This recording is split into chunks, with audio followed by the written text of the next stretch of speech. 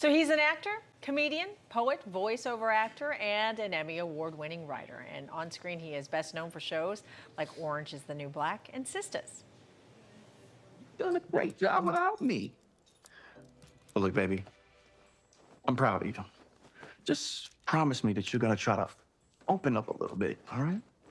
I'm not gonna make promises that I don't intend to keep. I'll try with you. Stranger, I don't know. Well, look, this is what I'll do. I'll call you a little bit later. You can tell me how everything went. And I want good news, okay? Good news. Be positive. And text your girl Karen and tell her that I said congratulations on the new salon opening, okay? I'll see you later, baby. Okay. Well, that is Branden Wellington on the hit BET series Sistas, and he is joining us now. So good morning to you. How we doing? Good morning, good morning. Coming to you live from Los Angeles. I miss New York City. 13 years in that jungle. He's like a reporter. I was going to say, Thank you for waking up early, by the way. I know it's like 6:30 over there. Hey, we were talking... No, I live on New York time. It's all good. I love that. We were talking about engagements with one of our earlier guests from Law & Order. You too, by the way, recently got engaged. Congratulations. Thank you. But I want to go through this because you posted this saying, I think we found somewhere between New York, LA, Atlanta, Arizona, Vancouver, Mexico, Paris, and London. So was it one of those cities? Where was it? You know what? One of our favorite places we always talk about is New York City. When she and I first started dating, I lived in New York. She lived in LA. And she would come visit me. So I was like, I'm going to show you the city. So we go walk the Brooklyn Bridge. I'll take her to Dumbo. We'll go hit some of our favorite pizza spots. Because, New York got food that LA just can't compete with. No offense, LA, don't hurt me. But I was like, if you're on this side of the coast, I got to take you and show you the ropes. And so I took her to see some Broadway shows as well. And New York has always been one of our favorite pastimes. So I think New York is where we found it. All right. All right. Well, I mean, I'm not sure you realize this, that you're marrying into our CW family, right? Because your fiance, Megan Tandy, she starred on our CW show Batwoman, and we've interviewed her a few times. Lovely. Did you guys ever? I remember. Yeah. Do you guys ever work together? On auditions, yeah. Oh, on auditions. We've never worked together on screen, but no, I do remember when she came out. It was for Upfronts a couple of years ago, I think 2018 actually, and then she came and did an interview with you guys in the morning. When I used to work for the New York Mets, I've been to the studio, came in the morning show, talked to Suki and Corey Chambers, I think, who's now doing the evening news with you guys. Yeah. And some good times for Pix 11. There you go. Hey, did you meet her?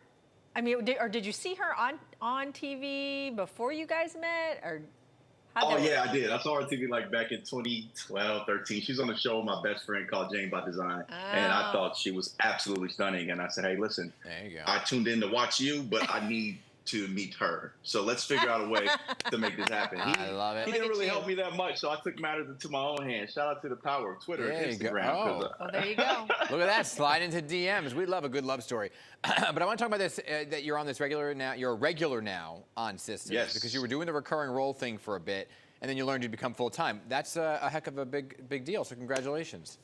Thank you. I really appreciate that. Yeah, what I love is I think in the clip you guys were showing earlier, we were talking about therapy. And, if anyone's been in a relationship for any period of time, you understand that there's a lot of dynamics at play, childhood trauma, your own things that tap into you, your emotional psyche when you start, I guess intimacy is introduced. And so this season, I play Tony King, who is an ex-college football player, now turned airline executive who's dating one of the main girls on the show. And season 7, we step into a full-fledged relationship, and we're talking, healing, therapy. I'm navigating a recent divorce, my character, and trying to find love again in Atlanta.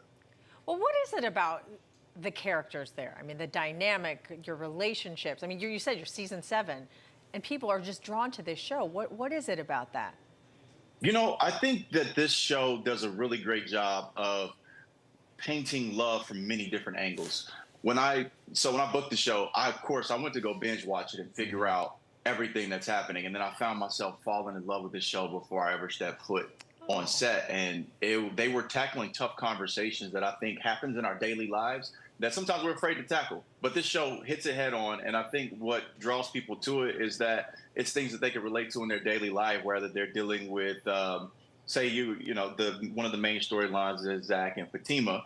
And, Zach basically came from nothing to become a multi-millionaire now working in real estate, but he had a wonderful woman alongside him along the way that was helping push him to that direction. Then, Andy Barnes plays a successful lawyer that's looking for love in Atlanta while dating a hedge fund manager. And there's so many different things at play. So you can find your love story in the middle of all of these other ones. And I think that's what draws people to it, and the drama and comedy, of course. How did you get drawn into acting, though, right? Because you were a sports broadcaster. So how did you make the transition from sports broadcasting to acting? So here's the interesting thing, right? I was actually acting before I started doing sports broadcasting, and I was doing a lot of short films and independents, and so they weren't really hitting on the radar like that. And when I was working for the New York Mets, shout out to Queens, shout out to Flushing, 7 Line, much love to you all, hold me down for 5 years.